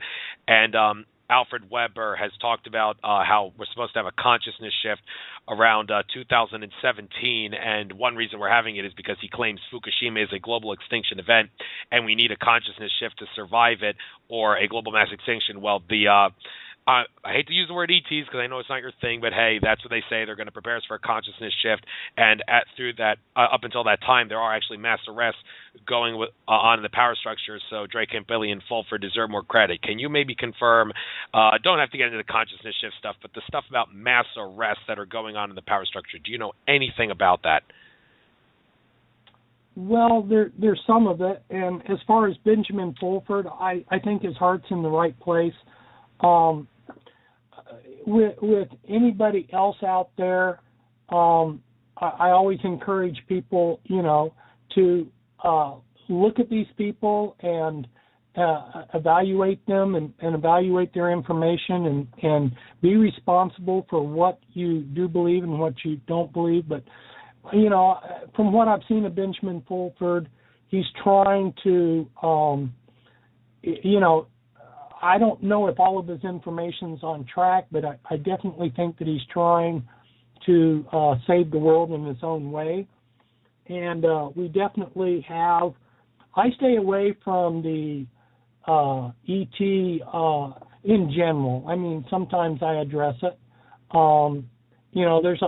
That's a whole big subject in itself, the ETs, and whether these ETs are here for us or against us. And what's their role in all of this. Definitely shifting then to something else that you mentioned right there about people taking a positive attitude. We're coming right down to the wire here on this, on a great show here. And thank you, Andrew, so much for just allowing me you just give me a topic and just let me run with it. I appreciate that.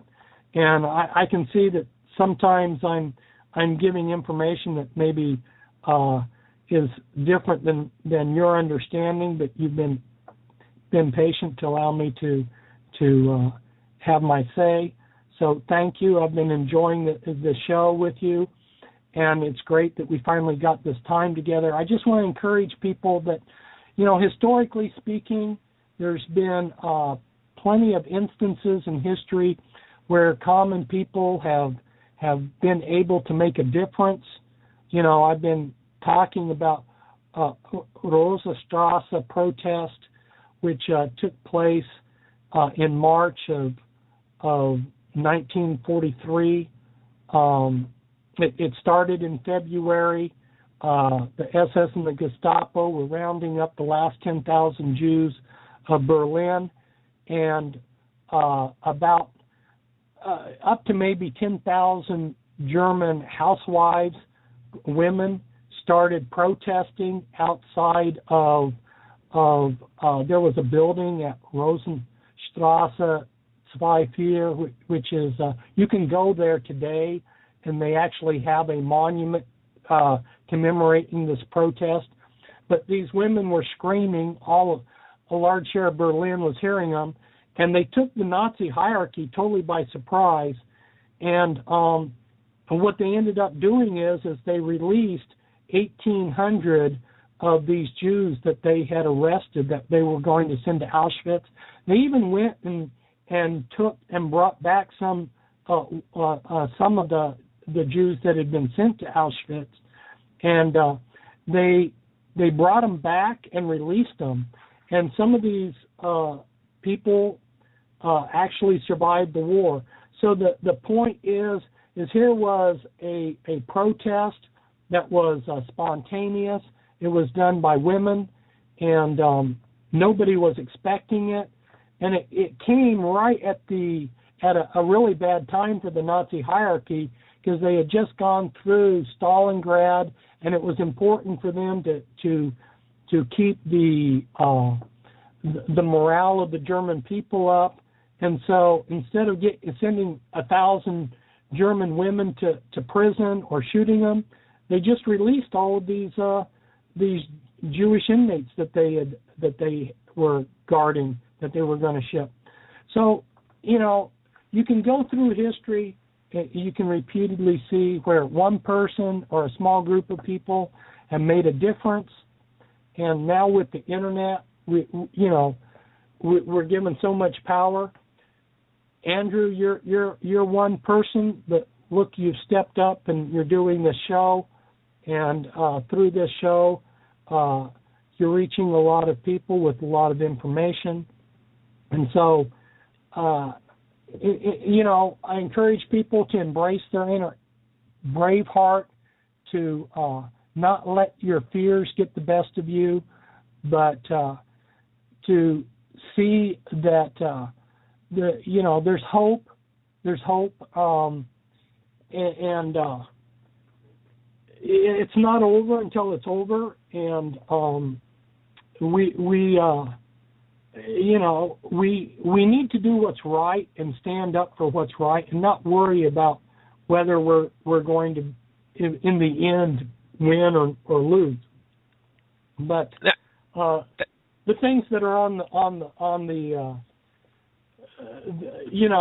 survival of humanity as human beings is on the table, and so we shouldn't back off and just allow these elite to have their way without being challenged.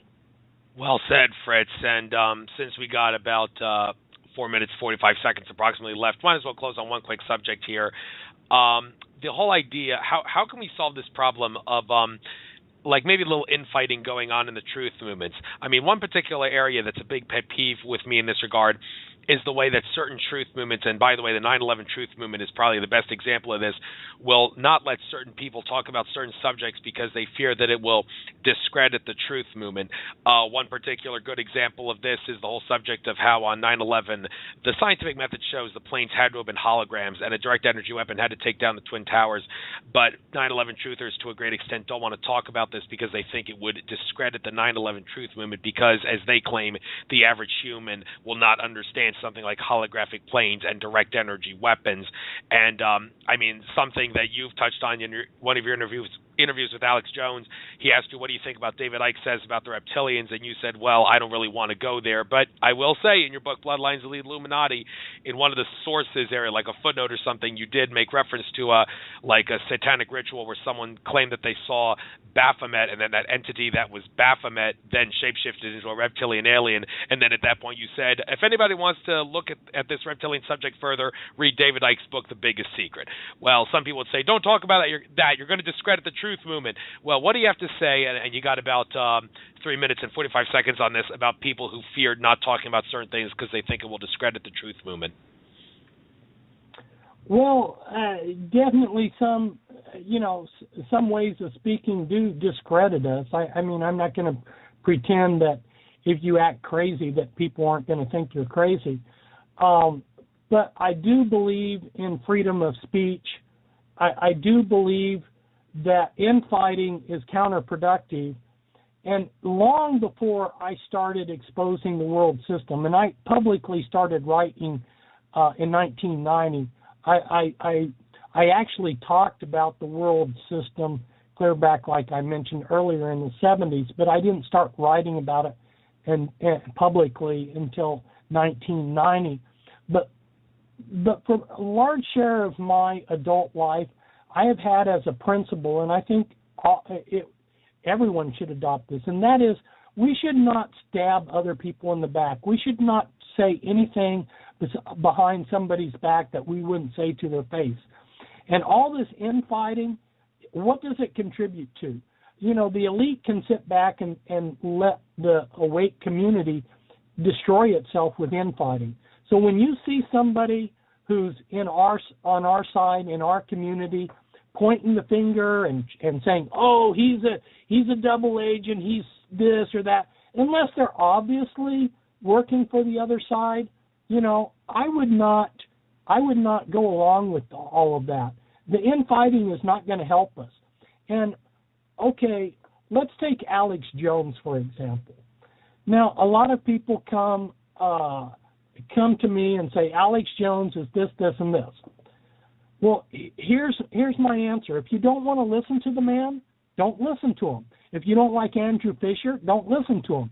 You know, but you take what Alex Jones is doing, and if he's a double agent, he's doing more for our side than anybody else. And I'm not saying that because I'm trying to promote Alex Jones, but since I've gotten out of prison, about half of the people that I've met in the awake community, when I say, well, how did you get into this? They say, well, I got into it by Alex Jones. So if he's working for the other side, he's doing a lot more for our side than he is anybody else who's supposedly legitimate. You know what I mean? So whether he is or isn't, that's neither here nor there. The thing is we've got to get beyond ripping ourselves to shreds with all this infighting. And unless somebody's obviously a tool of the enemy, you know, leave the person alone. All this infighting and backstabbing is not going to do us, it doesn't do our side anything. It just makes us look silly. It does indeed, and that's why I do address it on my show. Well, we've come to the end of this show, so now I'm going to tell you the thing. Breaks my heart to tell all my guests this, but I feel an obligation to tell all my guests this at the end of every show. Fritz, one of my goals with this show is to get as many different people on as possible before I give the same guest double dips. So even though I'm sure that I could do another entire show with you and come up with great questions and subjects to ask with you, I will say that because I am on a mission to get as many different people as possible, as I fear that is the best and fairest and ultimately the most informative way to do a show, I regret to say I probably will not be getting you on in the future because I'm on a mission to get lots of other fascinating individuals like you on this show. But hey, it was a pleasure to get you on, and I will make sure that this information gets out to the world for people to listen to it and learn something from it. Well, thanks for having me on the show, Andrew. And I kind of do the same thing from my angle.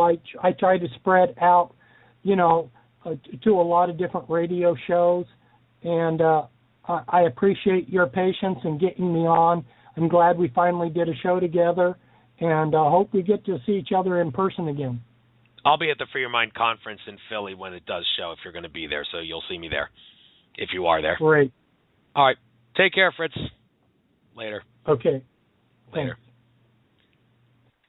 That was a great show, folks. I hope you learned something. Sorry if you considered some of it to be fear-mongering, but hey, that's what happens when you got to expose the truth. So next week I will have Connie Boucher on, not a household name, but some Blog Talk Radio host recommended her. So Connie Boucher on next Wednesday from 6 to 8 p.m. Eastern. So without further ado, namaste.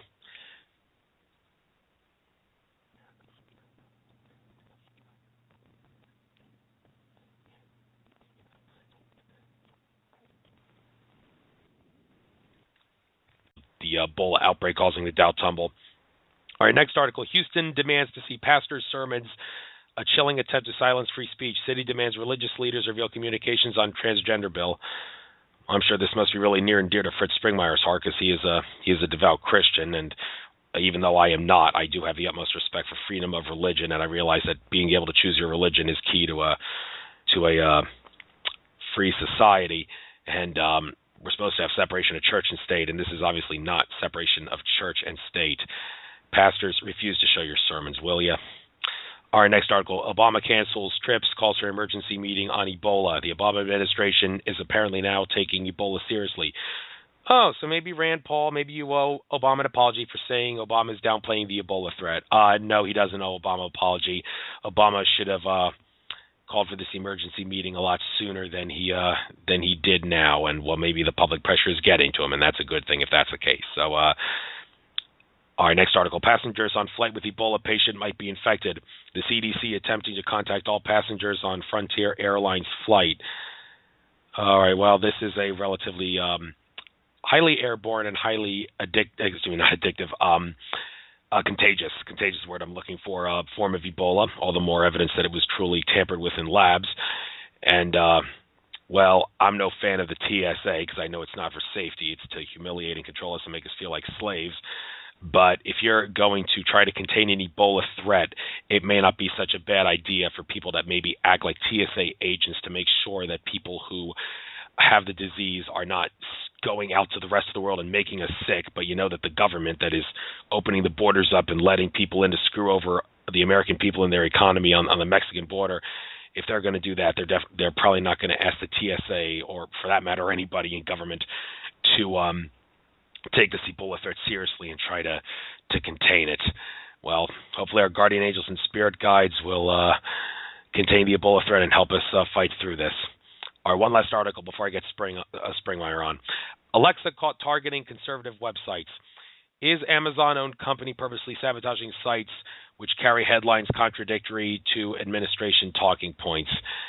Well, if you're going to talk against the administration like Jay Leno did by saying Benghazi's new slogan, don't ask, don't tell, and Jay Leno, he always wrote his own jokes, and then he loses his job unexpectedly because they've been having meetings where they've been concerned about it being airborne.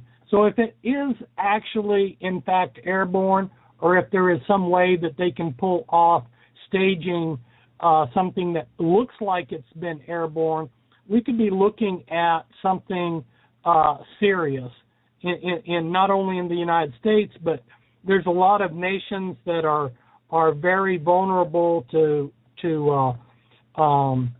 something coming out of Africa via travelers, and once it started, a lot of your third world countries don't have anything in place to protect themselves, and this falls in line with the type of things that the Illuminati have been planning, these pandemics. I recently referred to a Rockefeller Foundation white paper which it was describing scenarios in the future, and they describe something that matches, what we're currently having with this Ebola outbreak. And this would be lovely for them because they have been working for a long time at population reduction.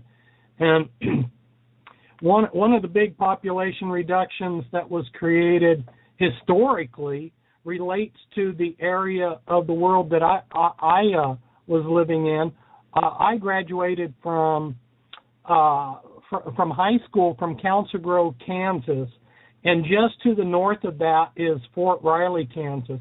And Fort Riley, a lot of people don't realize that this influenza outbreak that they later called the Spanish influenza, that killed 21 million people, it started at Fort Riley, Kansas in March 1918. That's right after World War II, when people were still recovering from the World War. I said World War II. I meant World War I, the war to end all wars. And then there were subsequent influenza outbreaks. And the interesting thing is those people that look at the genetic makeup of this influenza, it all went back to the original one that came out of Fort Riley. And the next... well, nobody knows why, but it was probably because he was exposing Obama's corruption and the Benghazi cover-up. And so now this is a similar thing where some Amazon-owned companies sabotaging sites that carry headlines contradictory to what the administration wants. We got to put a stop to this tyranny, folks. We got to put a stop to this. All right, I see there are some people in the chat room. I will try to speak with you every so often, but without further ado, just going to make a drink of water here. All right, I'm going to let Fritz Springmeier on. I believe this is him. Area code 503. Area code 503, Fritz Springmeier, is that you? This is me, Andrew. Hello. How you doing? Well, let's let bygones be bygones and forget about those other problems in the past. It's not worth talking about. So let's get right to it. I'm going to start off by letting you talk about what you wanted to talk about, being concerned about the super plagues and the economy crash. Start with that, but after you finish that, I already would like to start off with what I wanted you to talk about. You did spend some time in jail, and apparently it was because you were doing things that the power elites did not want you doing, so they put you in jail to silence you. I'm assuming that was the case. I know that happens. Just ask John Nicholson, who was on my show in the not-too-distant past, but that's my first question for you. So talk about the super plagues and the economy crash, and then after that, talking about your experience being in jail and why they did that to you. Okay, we've got a number of things we can cover here. Fine. Well, let's see. Let's build on what you were talking about. You were talking about how this Ebola is airborne. Now, and as you said, I like to speak about facts. And to be honest, all that we know is what we're being fed, and so we're kind of groping around in the dark for actual substantial facts as we live in this matrix.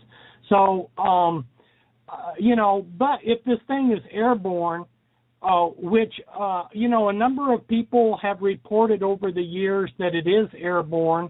So the fact that recently there was a source that claimed that the authorities, the Center for Disease Control, CDC, they got together with Homeland Security, and then one of the branches of Homeland Security is the TSA.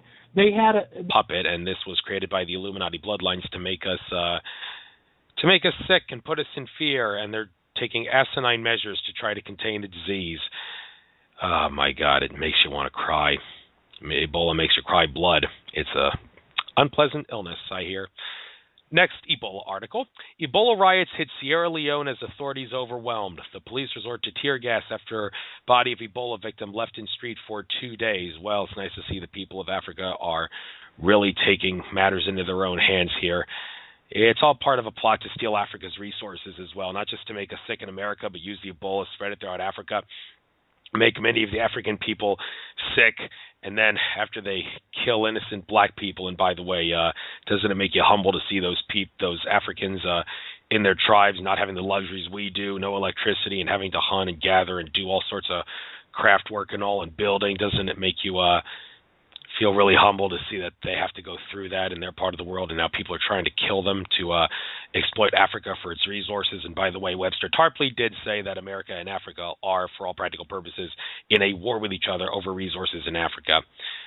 Doesn't Obama's cousin have a political position in Kenya. I believe he still does. All right, next article. Dow tumbles amidst Ebola outbreak scare. The Ebola figures into stock worries. Yeah, I don't know exactly how much it fell, but the stock market is rigged. Person A and Person B are trading with each other. One person trades a horse for $2,000 to Person B, and Person B trades it back to Person A for $2,020. So how much is the horse worth? Well, it's worth $2,010, people would say, because that's the average of 2000 and 2020. No, dumbasses, the horse is only worth $20. See how the scam works? The people are in on the plot to sell the horse, and the horse, one person sells for $2,000 to make it seem, it must be at least worth that, and then the person who's in on the conspiracy sells it back for $2,020. See why the horse would only be worth $20? Well, many people don't realize this, and even though the Dow tumbles amidst the Ebola scare, you know that they're sick and evil enough to manipulate the market even more. And by the way, Wall Street insider Matt Taibbi in the not-too-distant past, love him, hate him, he always he was really big on exposing Wall Street corruption, but then again, he didn't really want to talk about 9/11 and even said the 9/11 truthers are crazy. Well, it wasn't that long ago when he I don't think he retracted 9/11, but he did say people should have taken these conspiracy theorists a little more seriously. There is rigging everywhere, and it'll be interesting to see what he has to say about Blog Talk Radio. Namaste, people of planet Earth and all throughout infinite consciousness. Welcome to Nature of Reality Radio. It is October 15th, 2014, the day of a quarter moon for all of you astrology experts.